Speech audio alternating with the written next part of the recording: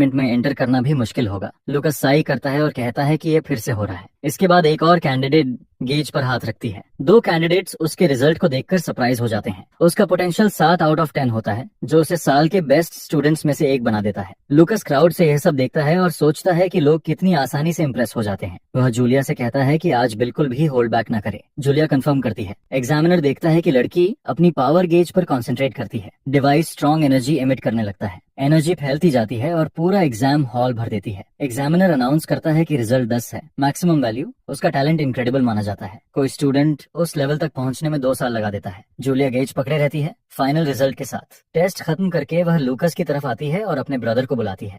वह उसे हग करती है और पूछती है कि कैसा रहा। लूकस कहता है कि वह एक दिन आर्च मैच बनेगी। एक स्पेक्टेटर जीनियस और लाइक ऑफ टैलेंट के डिफरेंस पर कमेंट करता है, लेकिन उसका कोलेग उसे रोक देता है। वह यंग मैन उसे एडवाइस करता है कि किसी जीनियस से किसी टैलेंटलेस के लिए ट्रबल न करे। जूलिया स्टैंस बदलती है और वार्न करती है कि वह किसी को भी अपने ब्रदर के साथ बुरा बर्ताव करने नहीं देगी। पिछले 3 सालों की लूकस की सारी मेहनत का पर्पस सामने आ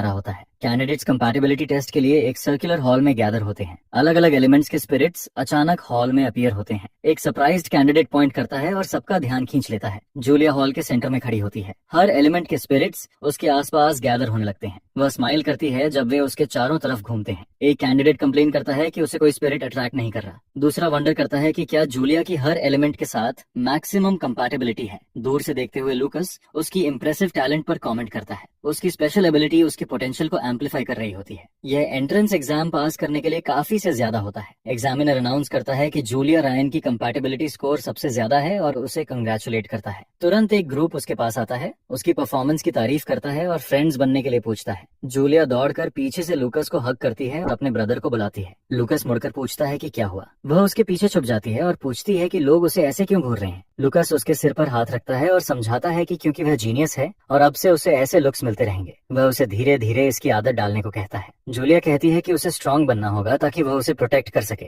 लूकस उसके इस एटीट्यूड को एनकरेज करता है। वह यह भी डिसाइड करता है कि उसे मेंटली भी स्ट्रांग बनाना होगा ताकि वह अटेंशन हैंडल कर सके।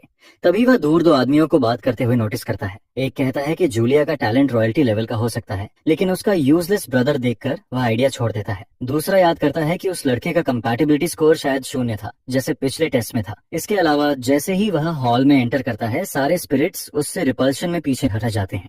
एक आदमी आगे बताता है कि सेकंड टेस्ट के एंड में भी कुछ स्ट्रेंज हुआ था। वह रिकॉर्ड करता है कि जैसे ही लूकस वहां से निकला, फायर स्पिरिट का एक हिस्सा अचानक टूटकर गिर गया। उसका दोस्त इस कहानी पर डाउट करता है, लेकिन उसी एग्जैक्ट मोमेंट लूकस और जूलिया वहां से गुजरते हैं। लूकस ये कॉन्वर्सेशन सुन लेता है और हल्की सी स्माइल देता है। फिर उसे याद आता है कि उस टेस्ट के दौरान